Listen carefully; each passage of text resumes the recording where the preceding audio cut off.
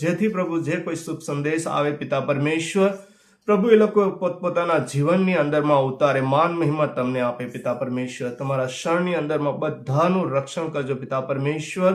કૃપા આપો જેથી તમને માન મહિમા આપી શકે પિતા પરમેશ્વર. તમારા રાજ્ય માટે કાર્ય કરવાને લોકો સક્ષમ અને કાબિલ બને. Amen, hallelujah. પ્રભુનો આપણે ધન્યવાદ કરીએ કે આપણા પરમેશ્વર એક મહાન પરમેશ્વર છે, જીવિત પરમેશ્વર છે, સારી સૃષ્ટિના સર્જનહાર છે, આપણા પણ સર્જનહાર છે.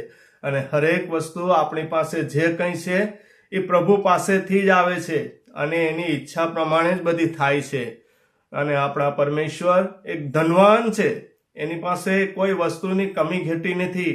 આપણે જે કંઈ માંગશું એ પ્રભુ આપણને આપશે, કેમ કે પ્રભુ પાસે સ્વર્ગની અંદરમાં એના ભંડારોની અંદરમાં કોઈ પણ કમી ઘટી નથી.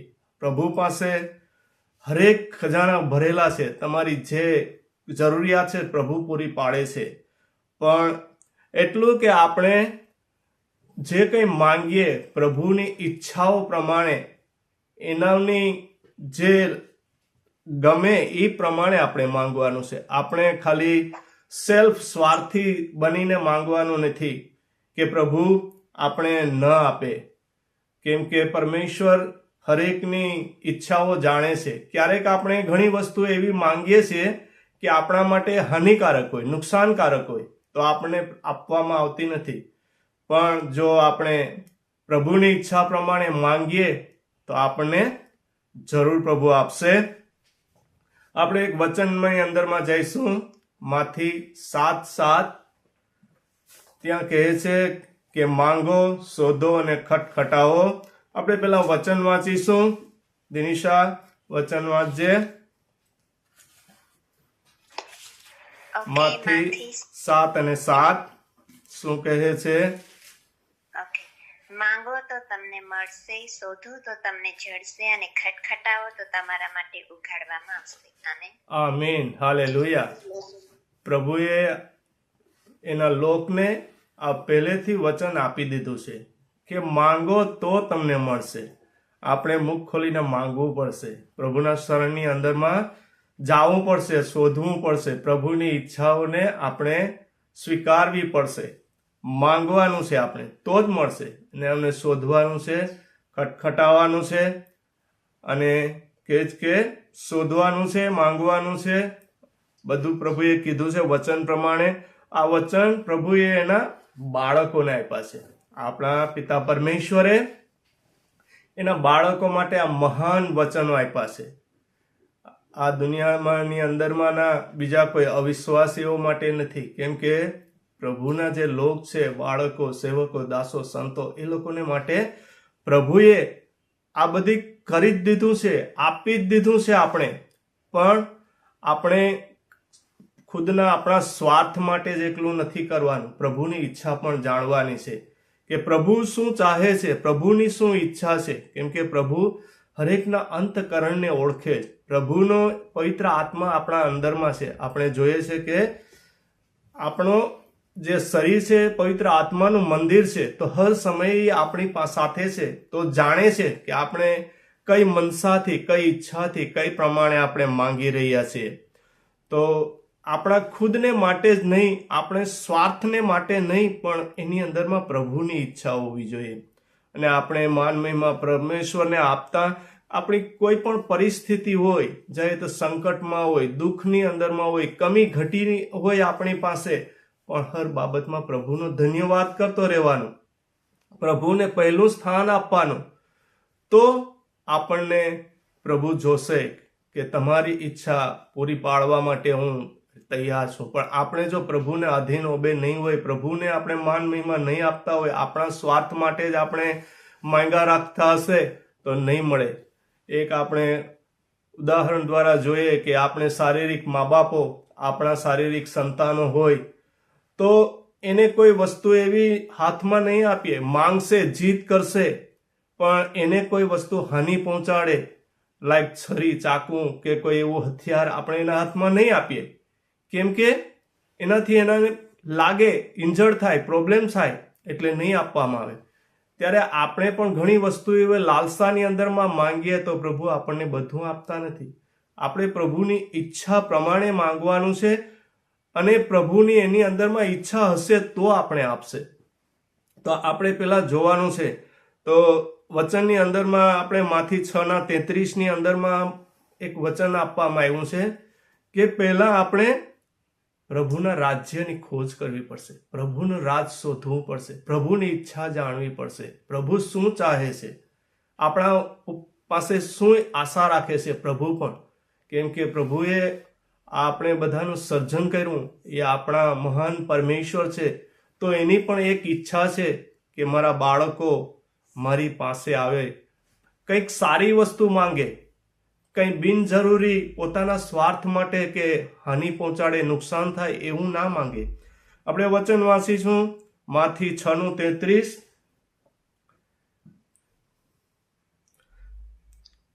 એટલે આ બધા કરતા ઈશ્વરના રાજની અને તેમની માંગણી પ્રમાણે વર્તવાની ઉત્સુકતા રાખો, એટલે તે ઉપડતા તમને આ બધી બાબતો આપશે.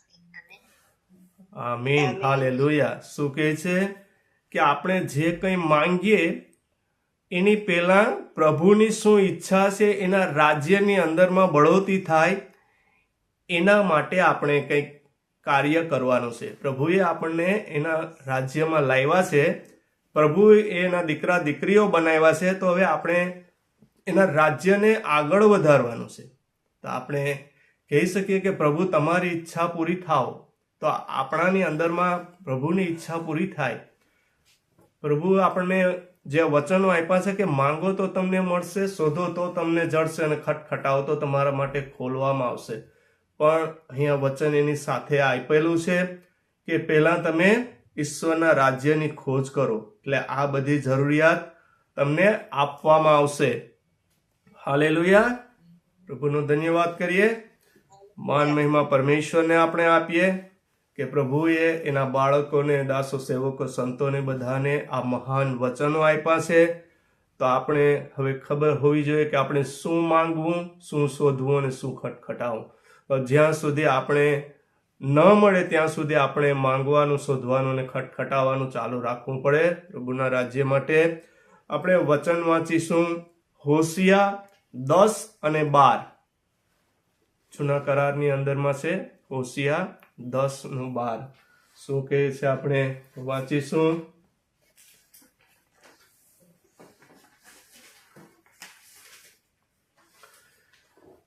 કેમ કે પ્રભુ આપણને હરેક વસ્તુ વચન દ્વારા સમજાવવા માંગે છે. પ્રભુ આપણે ડાયરેક્ટલી સીધી રીતે વાત કરતા નથી, વચન દ્વારા વાત કરે છે. અને આ વચનના ખુલાસાઓ આપણે પવિત્ર આત્મા આપણે માર્ગદર્શન આપે છે અને અંતર આત્માને ખોલે છે અને સમજાવે છે કે આપણે શું માંગવું, શું કરવું. પ્રભુએ આપ્યું છે તો કઈ રીતને એની અંદરમાં આપણે વાપરવું. આપણી પાસે ઘણી વસ્તુઓ પ્રભુએ આપેલી છે, પણ આપણે જે વસ્તુ છે એને આપણે નથી જોતા, પણ જે વસ્તુની આપણે જરૂર છે એની ઉપર આપણે ધ્યાન રાખીએ છીએ, ફોકસ રાખીએ છીએ. પણ આપણે જે મળી ચૂક્યું છે એના માટે પ્રભુનો આપણે ધન્યવાદ કરતા નથી. વચન મળી ગયું તો દિનસા વાંચજે. યહોશવાને હોશે જૂના કરારની અંદરમાં છે હોશિયા.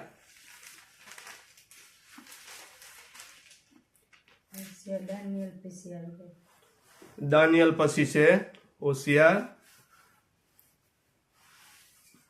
10:12 વાંચવાનું છે.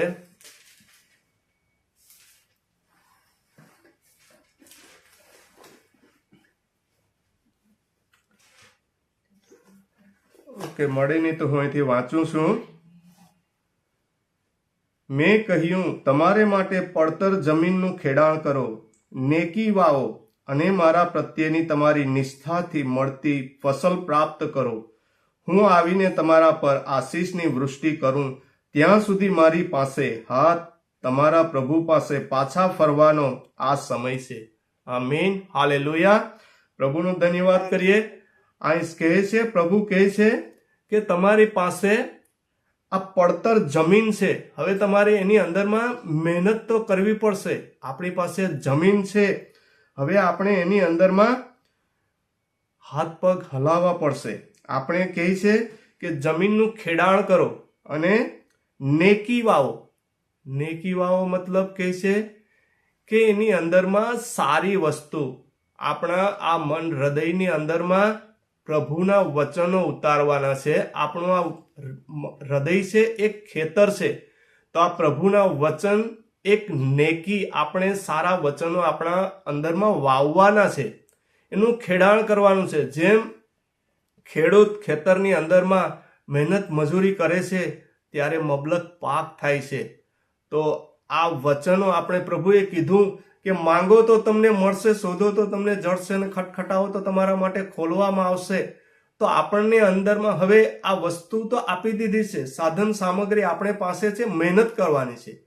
આપણે કિચનની અંદરમાં જાશું, સાધન સામગ્રી બધી હશે, પણ આપણે ખોરાક તૈયાર કરવો પડશે. એમને એમ તો આપણે સીધે સીધા ખાઈ નહીં શકીએ. પ્રભુ કહે છે કે હવે મેં તમારા માટે પડતર જમીનનું ખેડાણ કરો. તમારા માટે આ પડતર જમીન છે એનું ખેડાણ કરો, નેકી વાવો અને મારા પ્રત્યેની નિષ્ઠાથી મળતી ફસલ પ્રાપ્ત કરો. તો આની અંદરમાં આ પ્રભુના વચન છે. વચન સર્વત્ર છે. વચન જ બધું, વચન દ્વારા જ આપણે બધું પ્રાપ્ત કરી શકીએ છીએ. વચન પરમેશ્વર પણ છે. વચન હથિયાર છે. આપણે જૂના કરારમાં, નવા કરારમાં બધી વચન દ્વારા જ આ જે એના શું કે પ્રોફિટો જ હતા એ કાર્ય કરતા હતા અને પ્રભુને આશીષ મેળવતા હતા, પ્રભુની ઈચ્છા પરિપૂર્ણ થતી હતી. એટલે તો પ્રભુ આપણને વચનની અંદરમાં કહે છે કે તમે મને પોકાર કરો એટલે હું તમને ઉત્તર આપીશ. તો આપણે પ્રભુ પાસે જવું પડશે, પ્રભુના આ વચન આપણા અંદરમાં વાવવા પડશે. અને કહે છે આગળ કે હું તમારા પર આશીષની વૃષ્ટિ કરું ત્યાં સુધી મારી પાસે, હા, તમારા પ્રભુ પાસે પાછા આવો. તો આપણે પ્રભુ પાસે જ આવવાનું છે, પ્રભુ પાસે માંગવાનું છે, તો પ્રભુ આપણને પરિપૂર્ણ કરશે. આપણે પોતપોતાની જે ઈચ્છા સ્વાર્થ પ્રમાણે માંગશું તો કંઈ નહીં મળે. આજે હું તમને કહેવા માંગુ છું, એક દાખલો આપું છું. અમારા જીવનની અંદરમાં પણ પ્રભુએ બહુ મહાન કામ કર્યા છે, બહુ હરેક જરૂરિયાતો પૂરી પાડી છે. અમે જ્યારે પ્રભુની અંદરમાં આવ્યા પતિ પત્ની, ત્યારે અમને નવા હોય ત્યારે આપણે કંઈ ખબર ના પડે, પણ આ વચન આપણે વાંચીએ કે માંગો તો મળશે, શોધો તો તમને જળશે, અને ખટખટાવો તો તમારા માટે ખોલવામાં આવશે. તો આપણે તો એમ કહીએ ને કે હાલો પ્રભુનું વચન કહે છે, આપણે માંગીએ હાથ ફેલાવીને એટલે આપણે મળી જશે. એવું નથી હોતું. આપણી પાસે જે આ કાચો મટીરિયલ છે એને આપણે ખોરાક બનાવવો પડશે, મહેનત કરવો પડશે. પણ અમે આવું વચનની અંદરમાંથી માંગ્યું નહીં કે ગાડી બંગલા ધન દોલત કે પ્રભુ સુખ શાંતિ બધું આપી દેવો અમને, અમે તમારી સાથે હવે તમારામાં આવી ગયા, નવો જન્મ લઈ લીધો છે. પણ અમે એટલું જ માંગ્યું હતું કે હે પ્રભુ પિતા પરમેશ્વર, અમે તમારા શરણમાં આવ્યા છે, તમારા નામે અમે નવો જન્મ લીધો છે અને તમને સાચા પરમેશ્વરને ઓળખાશે. તો પ્રભુ તમારી ઈચ્છા અમારામાં પૂરી થાઓ. પણ અમે ધીરજથી રાહ જોઈ અને અમે પ્રભુની અંદરમાં કન્ટિન્યુ રહ્યા અને પ્રભુએ ધીમે ધીમે હરેક અમારી ઈચ્છાઓ પૂરી પાડી. જો કે પ્રભુએ તો બધું આપેલું હતું, પણ આપણને મેળવવાનું શું છે? ખરી શાંતિ તો પરમેશ્વર આપે છે. આ દુનિયા આપણને કોઈ શાંતિ આપતી નથી. દુનિયાનો ધન દોલત, વૈભવ, પૈસા, ગાડી બંગલા એ ખાલી થોડાક વખત પૂરતેનું જ એ આનંદ શાંતિ આપે છે. અનંત શાંતિ મળતી નથી. અનંત શાંતિ તો આપણે પરમેશ્વર પાસેથી મળે છે, પ્રભુ જ આપી શકે છે. અને આપણા પવિત્ર શાસ્ત્ર વચન કહે છે કે આ પૃથ્વી પર સ્વર્ગમાં અને પાતાળમાં આપણા પ્રભુ ઈશુને જ એક અધિકાર આપેલો છે. એ જ આપણી હરેક ઈચ્છા પૂરી પાડશે. તો આજે અમે પ્રભુની અંદરમાં હરેક પ્રભુના વચનો દ્વારા પ્રભુની એક ઈચ્છા જાણી અને આ વચનો દ્વારા અમે ધીરજ રાખી. તો આજે અમારે પ્રભુએ અમારા જીવનમાં મહાન કાર્યો કર્યા.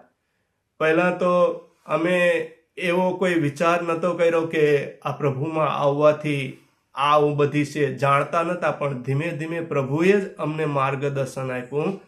અમે પતિ પત્ની પ્રભુની પ્રાર્થના કરતા હતા જ્યારે એક સમય એવો હતો કે અમારો બાળક નાનો રાજન જે પ્રભુમાં નહોતો પણ એ દુનિયાની અંદરમાં હતો, એ પ્રભુના માર્ગે નહોતો ચાલતો, પણ અમારી પ્રાર્થના હતી પતિ પત્નીની, એ એક ભટકી ગયો હતો, દુનિયાને માર્ગે ચાલતો હતો, જે ખરાબ સંગતિઓની અંદરમાં વળી ગયો હતો. પણ અમારી પ્રાર્થના હતી કે પ્રભુ તમારી કૃપા કરો, આ છોકરાને તમારા શરણમાં લાવો. ત્યારે પ્રભુએ એને એના જીવનની અંદરમાં કાર્ય કર્યું, એનું પણ જીવન બદલાયું.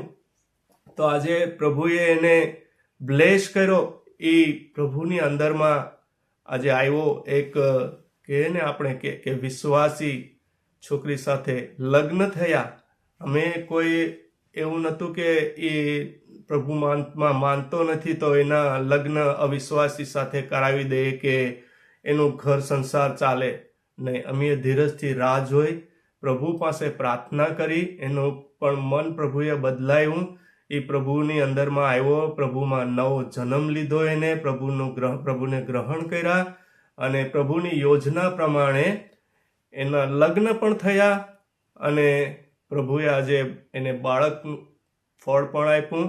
તો અમે આવી પ્રાર્થનાની અંદરમાં ખાલી એકલું બધી જલબાજીથી નહીં પણ પ્રભુની ઈચ્છા પ્રમાણે શાંતિથી માંગ્યું.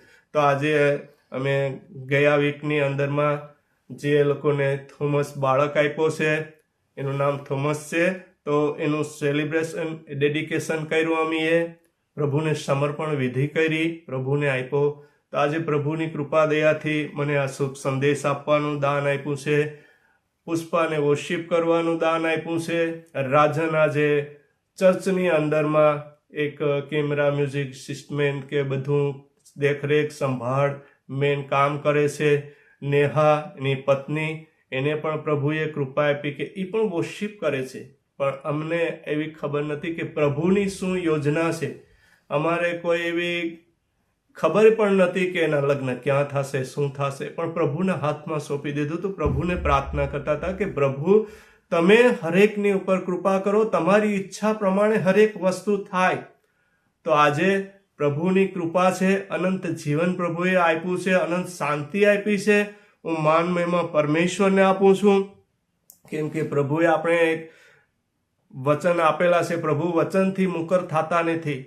પ્રભુએ દાવીદ રાજાને પણ એક વચન આપ્યું હતું કે જો તું તારી નિષ્ઠાથી મને વળગી રહેશે તો હું તારા ખાનદાનની અંદરમાં તારા સંતાનોના સંતાનોને મારા રાજ્ય માટે તને હું એક સ્થાપિત કરી રાખીશ. તો પ્રભુએ જે વચન આપ્યું હતું એ પરિપૂર્ણ કર્યું. તો પ્રભુની અમે પણ પ્રાર્થના કરી હતી કે પ્રભુ તમારી ઈચ્છા પૂરી થાઓ. અમને ખબર નથી કે આપણે જાણતા નથી કે પ્રભુની શું ઈચ્છા છે. આપણે હંમેશા આપણી ઈચ્છાઓ જાણતા હોય છે, પ્રભુની ઈચ્છા નથી જાણતા. પણ પ્રભુ હરેક જ્યારે આ કાર્ય કરે છે ત્યારે આપણે ખબર પડે છે કે આ પ્રભુએ આપણી ઈચ્છા પૂરી કરી છે, આપણી આ ઈચ્છા હતી. એટલે આપણે એવો લક્ષ્ય રાખવો જોઈએ કે જે વસ્તુ છે એની અંદરમાં સંતોષથી રહેવું જોઈએ અને પ્રભુ એની ઈચ્છા પ્રમાણે આપણે આપશે. જે વસ્તુ આપણે મળી ગઈ છે એના માટે પણ પ્રભુનો ધન્યવાદ કરીએ અને જે કમી ઘટીઓ છે જે મળી નથી એ પ્રભુ પૂરી પાડશે.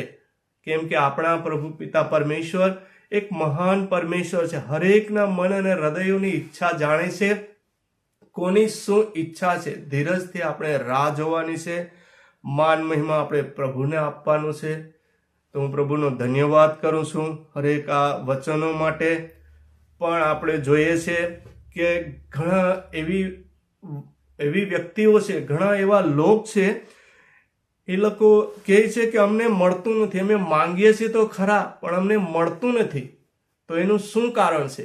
આપણે એક વચન જોઈશું, યાકોબ 4:3 શું કહે છે? શા માટે નથી મળતું? શા માટે પ્રભુની અંદરમાં લોકો આવે છે, નથી વસ્તુ મળતી તો એ લોકો પ્રભુને છોડીને ચાલ્યા પણ જાય છે. એવી પણ વ્યક્તિઓ છે.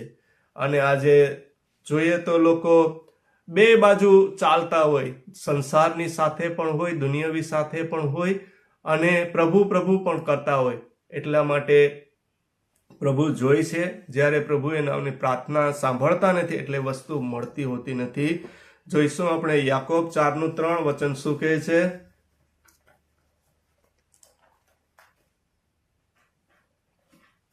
ઈશ્વર પાસે માંગો છો પણ મળતું નથી, કારણ તમે તમારી ઊંડી ઈચ્છાઓ સંતોષવાના ખોટા ઈરાદાથી માંગો છો. આમીન, હાલેલુયા.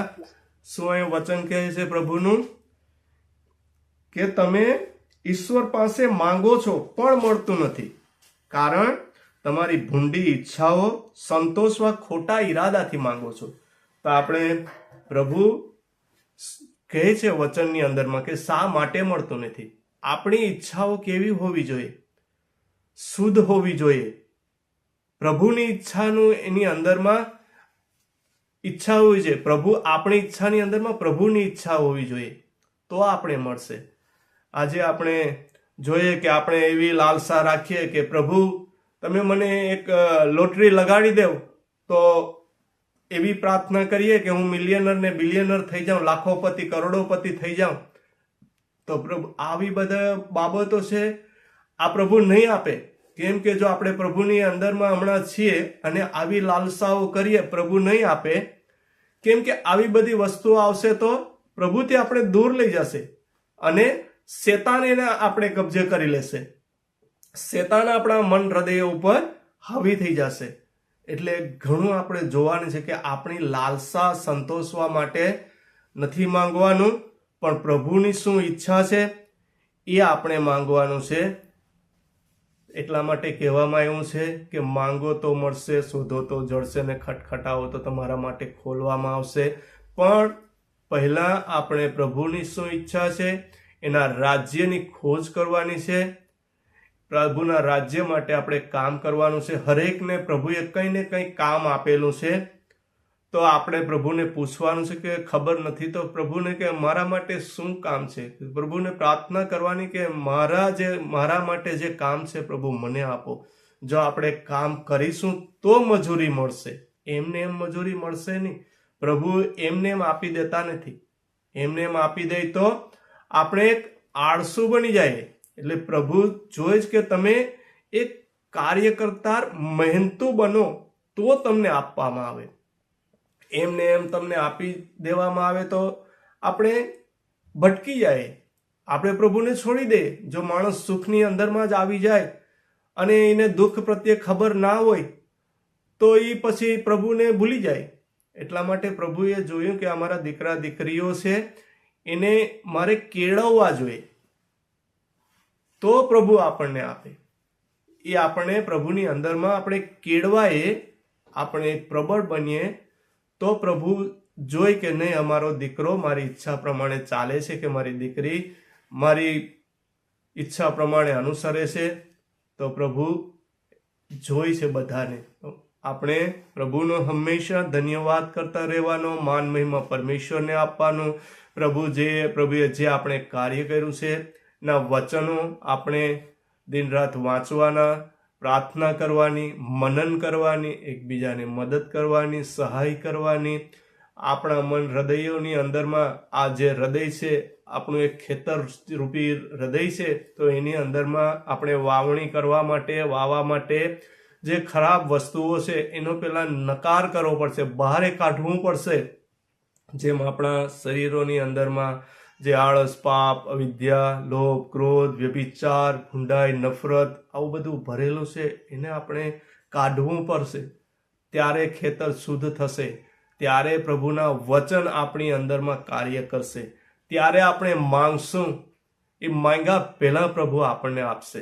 વચનમાં આપેલું છે કે આપણે પ્રાર્થનામાં જ્યારે માંગીએ છીએ ત્યારે એવો વિશ્વાસ રાખવાનો છે કે પ્રભુએ આપી દીધેલું છે. તો આપણે પ્રભુએ હરેક વસ્તુ પહેલેથી આપી દીધેલી છે, પણ હવે આપણે લેવા માટે આપણે એવું કાબિલ થવું પડશે, તો આપણે લઈ શકશું. આપણા હાથની અંદરમાં વસ્તુ, જે આશીષો, જે દાનો, ફળો જે લેવાનું છે એના માટે આપણા હાથ પવિત્ર અને કાબિલ કરવા પડશે. આપણા પરમેશ્વર ધનવાન તો છે, આપવાને માટે તત્પર છે, પણ એક ન્યાયી પરમેશ્વર છે. એ ન્યાયી છે, બધાને માટે સરખું જ જોઈએ છે. એના બાળકો હોય કે પછી બીજા હોય, આપણે વચનની અંદરમાં જોઈએ છીએ કે આપણા પરમેશ્વર ન્યાયી છે, પવિત્ર પરમેશ્વર છે, પ્રેમી પરમેશ્વર છે. પણ એની સામે બીજું પણ વચન આપેલું છે કે એ ક્રોધ કરે છે ત્યારે એક અગ્નિ સમાન પણ છે, બાળીને ભસ્મ કરી નાખનાર આગ પણ છે. વચન આપણે બંને બાજુ જોવા પડશે. વચન ઘણી વખત આપણે સારું વચન લઈ લઈએ કે ભાઈ માંગો તો તમને મળશે, ચાલો પ્રભુએ આપણા માટે કૃપા દયા કરી છે, આપણે માંગીએ અને આપણે પ્રભુ આપી દેશે. હા, પ્રભુ આપવાને તો તત્પર છે હંમેશા, પણ આપણે લેવા માટે એક કાબિલ બનવું પડશે. હું પ્રભુનો ધન્યવાદ કરું છું આજના વચનને માટે. એક વચન ઓર આપણે વાંચી લેશું, ફિલિપી 4:19. તો પ્રભુ શું ઈચ્છા રાખે છે? ફિલિપી 4:19 પ્રભુ શું કહે છે કે પ્રભુએ આપણા માટે હરેક જરૂરિયાતી પૂરી પાડવા માટે એનાની અંદરમાં પ્રભુએ આપેલું છે. આપણને વચન આપણે વાંચી લઈએ, ફિલિપી 4:19.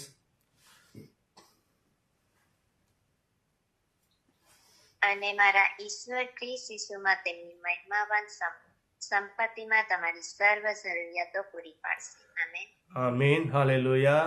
તો આપણે પ્રભુ પિતા પરમેશ્વરની સંગતિમાં રહેશું, આપણે પ્રભુ ઈસુ ખ્રિસ્તની અંદરમાં રહેશું, તો કહે જ કે તેમની મહિમાવંત સંપત્તિ. તો પ્રભુની પાસે તો અઢળક સંપત્તિ છે, એની અંદરમાંથી આપણે હરેક જરૂરિયાતી પૂરી પાડી શકે છે. આપણે પ્રભુનો ધન્યવાદ કરવાનો ને માન મહિમા પરમેશ્વરને આપવાનું, એના શરણની અંદરમાં બની રહેવાનું. પણ આપણે એક જોવાનું છે, એક વચન ઓર વાંચી લેશું છેલ્લે અને હું પૂરું કરું છું. માર્ક 8:36 કે આપણે દુનિયાની કોઈ પણ આખી જોઈએ એટલી વસ્તુ જાહો જલાલી ધન સંપત્તિ ભેગી કરી લઈએ અને આ ધરતીનું જીવન આપણે ખુશી આનંદથી જીવીએ, પણ અંતે જો આપણો જો નાશ થાય, આપણે અંતે નરકની અંદરમાં જાય, આપણા આત્માને જો બચાવી ના શકીએ તો કંઈ કામનું નથી.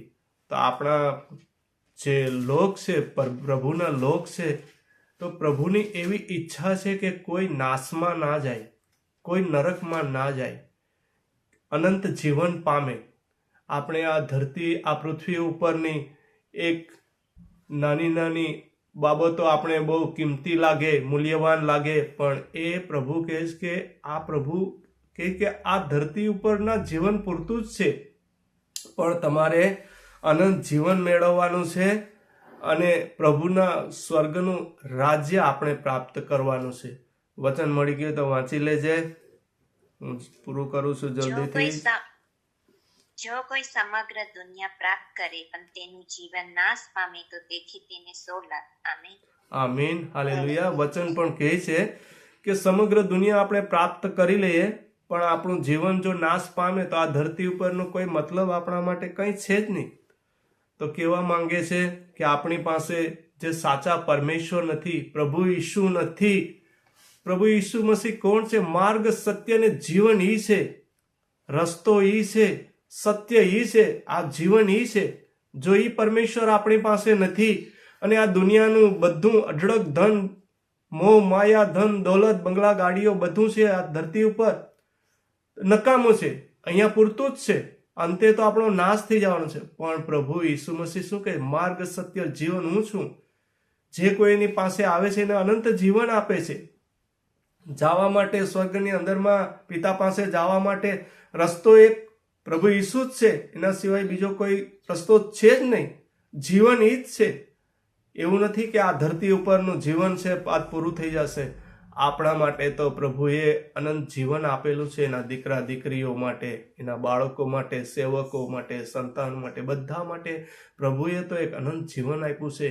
પણ આપણે જ્યાં સુધી આ જીવની અંદરમાં, આ શરીરની અંદરમાં આત્મા છે, પ્રાણ છે, ત્યાં સુધી આપણે પ્રભુને એક ગ્રહણ કરવાના છે, પ્રભુની ઈચ્છા પૂરી કરવાની છે. પ્રભુને જે આપણે સર્જા છે તો એની પણ કોઈક ઈચ્છા છે. જેમ આપણા આ દુનિયાની અંદરમાં આપણે શારીરિક માતા પિતા છે, આપણા બાળકો હોય તો આપણે પણ એના પ્રત્યે કંઈક ઈચ્છા રાખીએ કે મારો દીકરો મોટો થઈને મારા પ્રત્યે મારો જીવનનો કંઈ આધાર બનશે. શારીરિક મા બાપો પણ આવી ઈચ્છાઓ રાખે છે. તો આપણા પિતા પરમેશ્વર એવી ઈચ્છા નહીં રાખે આપણા માટે કે મારો દીકરો મારી પાસે આવે, મારી સાથે રહે, મારી સંગતિમાં રહી, હું એને આપું. તો પ્રભુ કહે કે મારી ઈચ્છા પૂરી થાય. તો પ્રભુનો ધન્યવાદ કરું છું. અહીંયા અમારું આ પ્રભુને આપેલો શુભ સંદેશ પૂરો કરું છું.